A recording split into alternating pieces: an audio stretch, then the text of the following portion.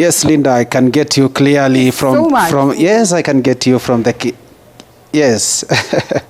Yes, I'm getting you clearly from the Kenya Meteorological Department here at Ngong Road. And to bring you up to speed, here the predictions have been given out whereby the Kenya Meteorological Department has highlighted areas which are going to expect heavy downpour. These areas include Mount Kenya region, areas in the western region like the near River Nzoia, whereby the river had broken its banks and 10,000 people are already been displaced. And also another thing that has been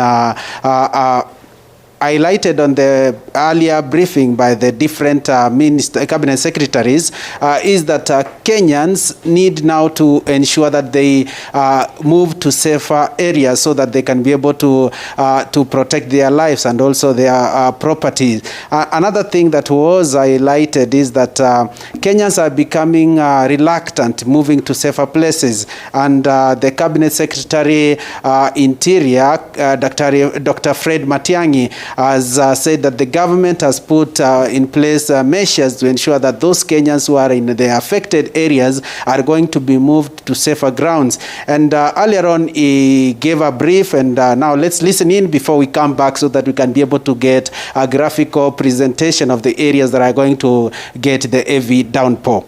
We've given instructions this morning to our regional security team in northeastern and in parts of eastern and coast to begin moving people. As I speak to you, we have an operation in Tana River and an operation in Garissa. We are not waiting for people to be swept downstream. We are moving some people using public resources, moving some people away from danger. And that level of alert will remain raised for the next week or two until we are satisfied that we are away from danger.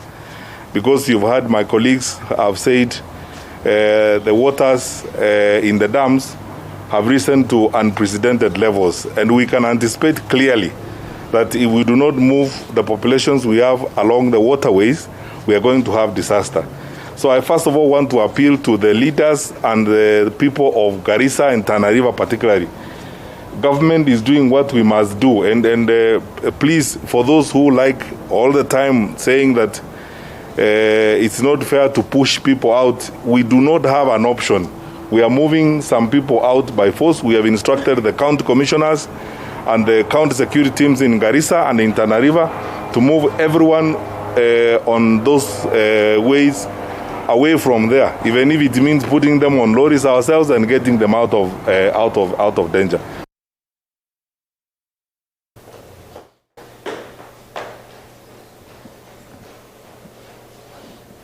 Yes, indeed, those were the earlier statements by the Cabinet Secretary Interior, Dr. Fred Matiang'i, highlighting on the measures the government has put in place to ensure that Kenyans move to safer grounds. And also, before now we move to the graphical presentation, the Cabinet Secretary, Devolution, Eugene Wamalwa, said that now the government has put also measures to ensure that those people who are affected, they get relief food, not necessarily food, also cash to buy what they will be able to be using, making priorities of what they need at that particular time. And now I'm joined by the Deputy Director, Kenya Meteorological Department, to give us an highlight of what we are expecting. So, sir, thank you for creating time for us. Now, kindly tell us about the areas which are going to be affected on the graphical presentation on the map. Thank you very much. We have given a 5 days focused. For the next 5 days, we expect that the rains will be continuing in much of the country. And as you can see from this map here, this is a map of Africa, and Kenya is here.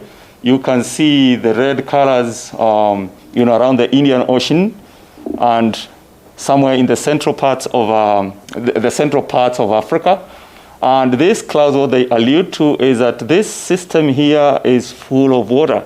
And so we expect that this system will continue coming into our country.